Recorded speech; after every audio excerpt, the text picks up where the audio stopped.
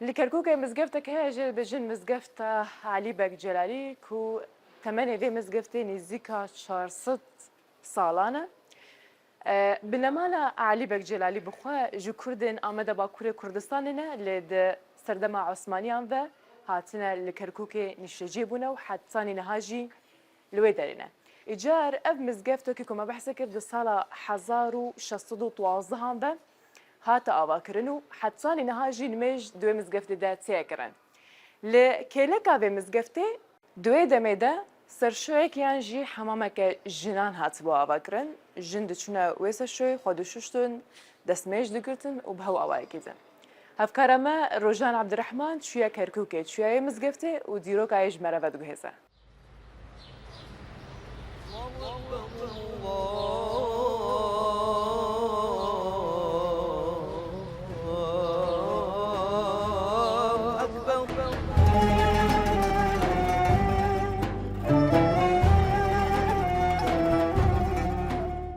چوار سەتەیە دەرگای ئەم مزگەوتە بەڕووی نوێژخێناندا کراوەیە. مزگەوتی عەلی بەک جەلالی لە ساڵی 1612 لە کەرکووک دروست کراوە. تاوەکو ئێستا نوێژی تێدا دەکرێت. بنەماڵەی عەلی بەک جەلالی خەڵکی ئامەدی باکووری کوردستانن. لە سەردەمی عوسمانیەکاندا هاتوونەتە کەرکووک و لەوێ نیشتەجێبوون. قەدەری دروستکردنی ئەم مزگەوتە لە بیرۆکەی دروستکردنی گەرماوێکی ژنان بوو. دواتر ئەم مزگەوتە و گەرماوێکیش لەم شوێنە دروست کراوە. تەماشا عەلی بەک تەماشای کرد ژنەکان سەتر بەدەستیانە لە کۆڵانەکەەوە دەرەچن. وتی ئەمانە ئەڕۆم بۆ چۆ؟ وتی وەڵا ئەمە ئەڕۆم بۆ ئەو بەر بۆ حەمام. وتی لەم ناوە حەمام نییە؟ وتیان وەڵا نییە. وتی دیا لە حەمامی دروست کرد.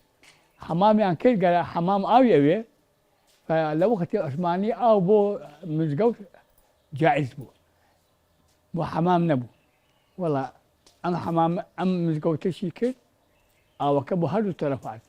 ئەمە عەلی بەک جەلالی دروستی کرد منطقە محەلەیان لەو کۆڵانەیە جەلالیەکان.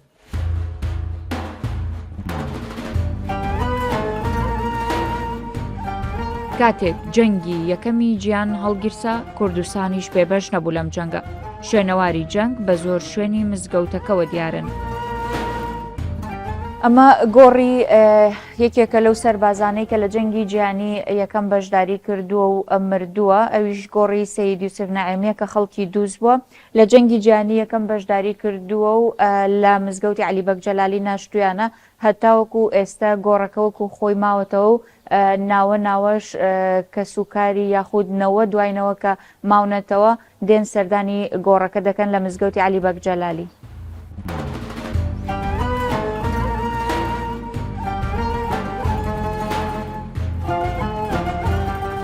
لە گۆڕەوە بۆ گۆڕستان ئەمە ئارامگەی ماڵبەتی عەلی بەک جەلالیە کە چەند مەترێک لەو لای مزگەوتەکەوەیە. هەر ئەندامێکی ئەم نەماڵە کۆچی دوایی بکات لێرە گۆڕی بۆ هەڵدەکەندرێت. ئەم گۆڕستانە کە پێوترێ گۆڕستان عەلی بەک جەلالی لە ساڵی 1613 ئەم گۆڕستانیان دروست کرد کاکەوتە بین مزگەوت عەلی بەک و حەمام عەلی بەک. تەنها خاص بۆ بنەماڵەی عەلی بەکە. هیچ کەسێتر نایە بۆم گۆڕستانە. ئەم گۆڕام قەبرانی کە لێتی هەمووی بنەماڵەی عەلی بەکە. ئەلێرە بنەماڵی عەلی بەک ماون لەوانە خۆیان ئێستا کوڕەکانی یوسف بەک ماون، تیمۆجین بەکەیە، کوڕەکان حوسێن بەک، نەوەیان زۆرە. کوڕەکان با بڵێن نەوەی مستەح جەلالی هەمویان ماون لە شاری کەرکووکن، نەوەیان زۆرە. هەر ئێستا ئەم مەنتەقەیە هەمووی مەشهورە بە حەمام عەلی بەک بەناو عەلی بەکەوە. نزیکەی 400 ساڵە هەر بەناو عەلی بەکەوە مەشهورە مەنتەقەیە.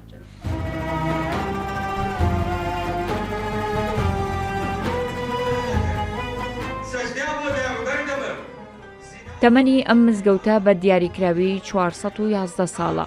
چەندین جار نۆژەن کراوەتەوە.